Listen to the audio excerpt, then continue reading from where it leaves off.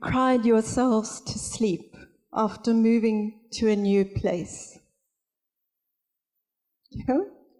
Well, you would be in good company here today. Because my big question is, why is it so disruptive to close off things in one place and start a new life in another, even if this change was something we desired and actively pursued? Searching for the answer to this question led me to my experience of relocating to Mauritius almost a year ago. I had left behind a 30-year life of family, friends, and a busy career to start a job in a country I had never even visited before. 8 months into my new life, the honeymoon phase was over. What had initially been an exciting challenge had just turned into routine, and the novelty of my surroundings was no longer sustaining me. I was feeling tired, depressed, demotivated, and mostly confused about what was happening to me because I had wanted this move.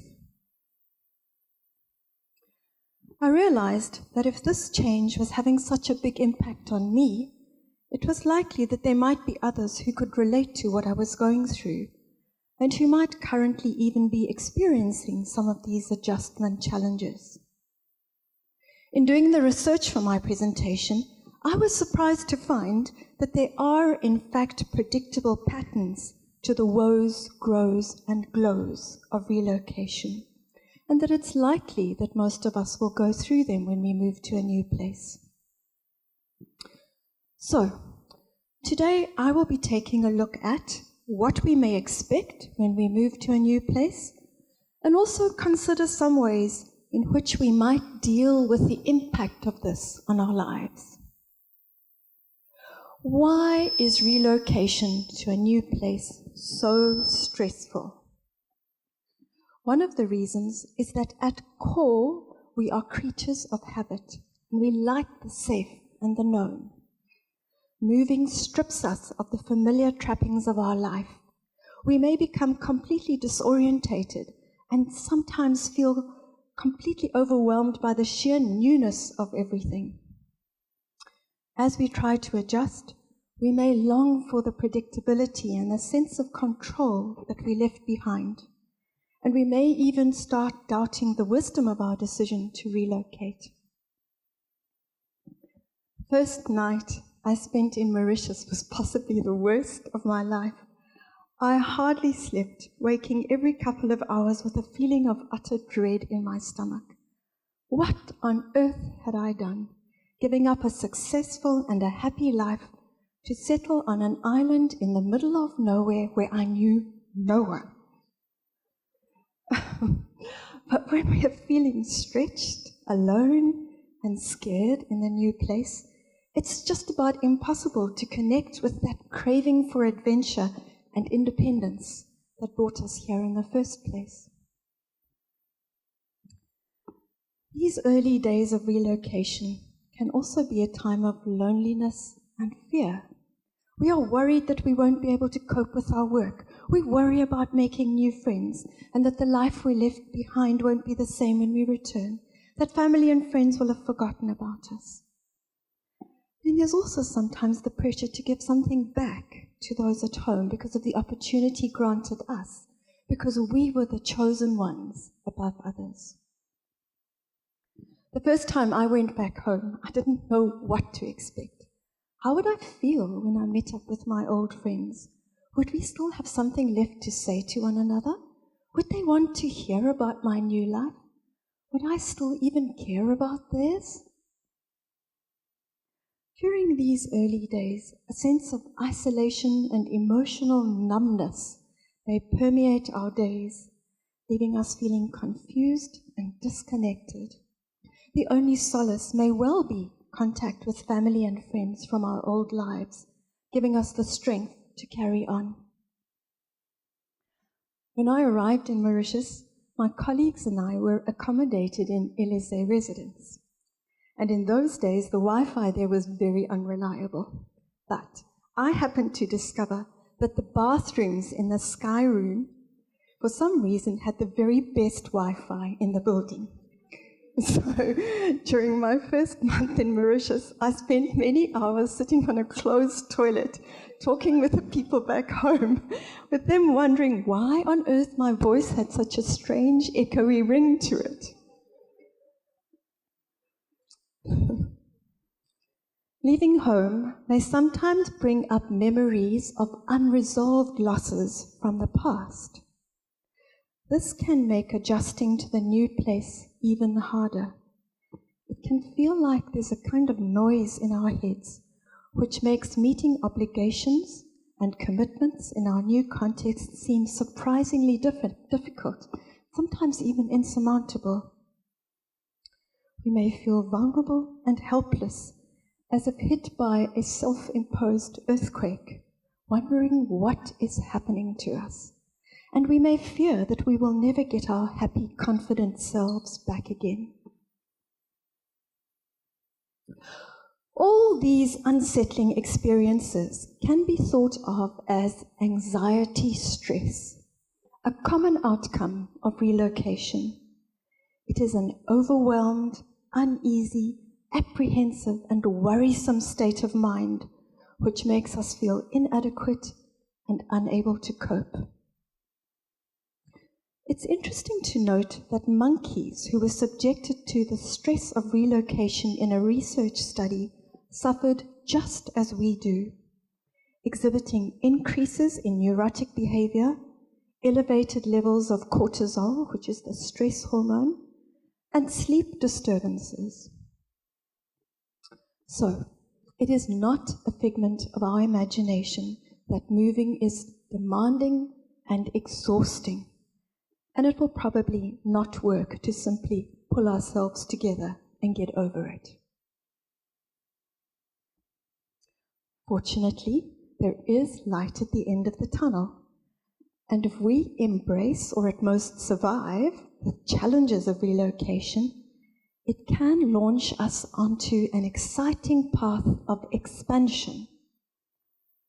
There are ways in which moving to a new place can strengthen us, increase our resilience, and make us more resourceful than ever before. The grows of relocation. One such positive outcome is that in order to deal with the anxiety and helplessness of being out of our comfort zone, we become more flexible. We develop new skills and resort to different approaches, even though these novel behaviors might be uncomfortable or scary at first. The level of discomfort associated with my own growth process took me completely by surprise. Before moving to Mauritius, I had longed for a new challenge that would force me to know myself better and develop new skills. I couldn't believe my luck when I was actually offered my current job. To grow seemed such a noble and amazing thing to be able to do. But I never dreamt it would be so difficult and in such unexpected ways. The lessons I have learned have terrified me, challenged me, and almost defeated me.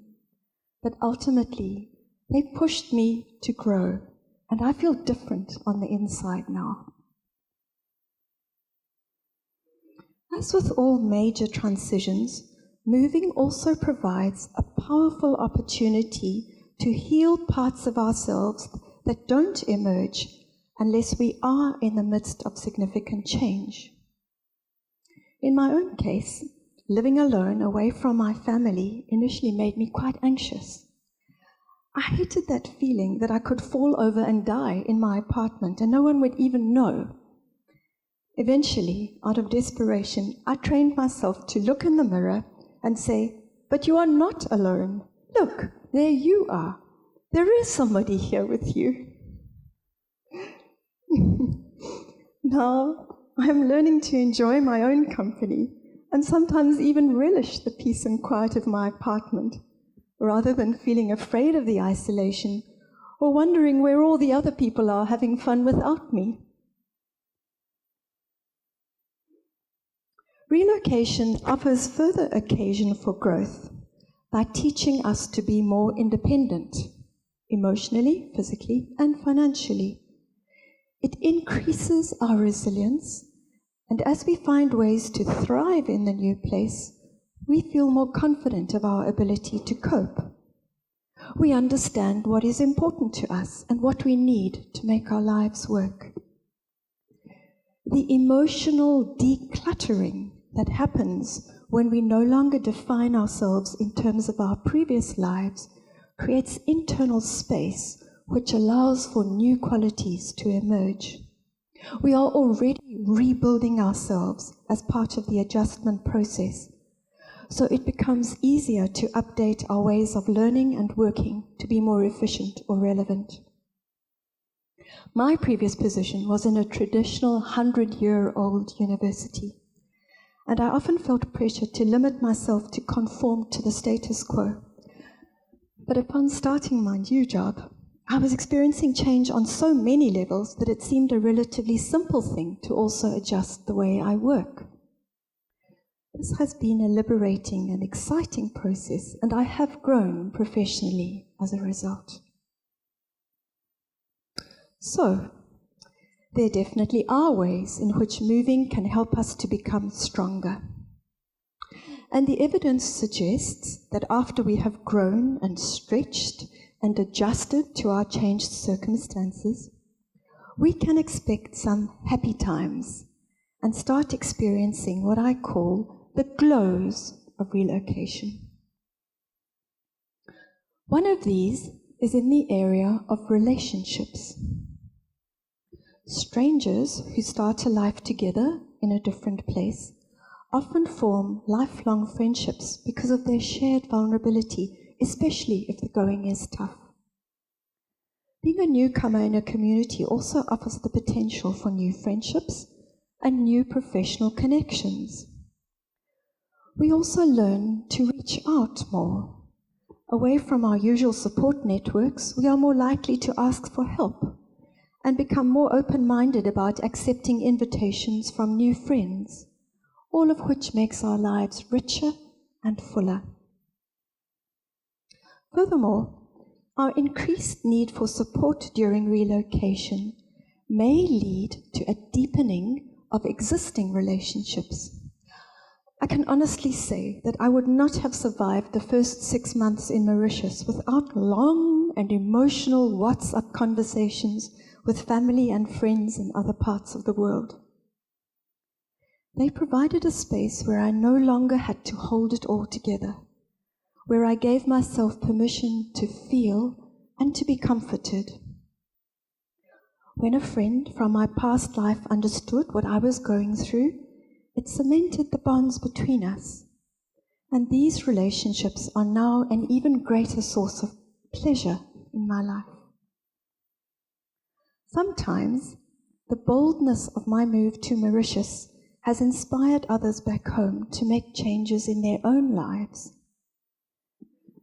Being a role model in this way makes all the discomfort and stress seem worthwhile, and it really helps me to trust myself and my decisions going forward. A further glow of the relocation process relates to the way it forces us to experience life moment by moment. Moving is such an all-consuming phenomenon that it leaves little energy or time for anything but the next job that needs to be done. The big questions about where our lives will go after this phase, whether we will succeed or fail, remain unanswered. I am myself currently learning to move away from my personal unknowns like, when will my husband join me in Mauritius? What will happen if he doesn't? What will happen if he does? What will happen to me in my old age? How will I stay financially secure? Will I ever settle properly in Mauritius? And what on earth would I do if I went back home? Instead, I am learning to remain in the present, experiencing the richness of staying focused on what is in front of me and trusting that all will be well. And finally, Another wonderful outcome of relocation is the fresh start that it gives us. To be surrounded by new things and different people is interesting and stimulating. The internal energy generated provides momentum for personal change, and we have the opportunity to rebuild our lives according to our own needs and goals, away from the expectations and constraints of our previous lives. Talking about constraints from previous lives, I love swimming, and I've often dreamt about being one of those old ladies who goes swimming every morning regardless of the weather. But I also happen to hate cold water, which was always a big problem back home. Fortunately, here in Mauritius, the wonderful temperature of the sea makes it possible for me to be that crazy lady, and my daily swims have become a new source of joy in my life. So this story will hopefully have a happy ending. Nevertheless, the stress associated with moving can do damage to our health and well-being. Relocation is commonly rated as life's third most taxing event, following death and divorce. So I would like to end by sharing with you some best practices towards consciously managing the process so that the discomfort of relocation can also bring you equivalent levels of growth and healing. Number 1, remember every day how courageous you are.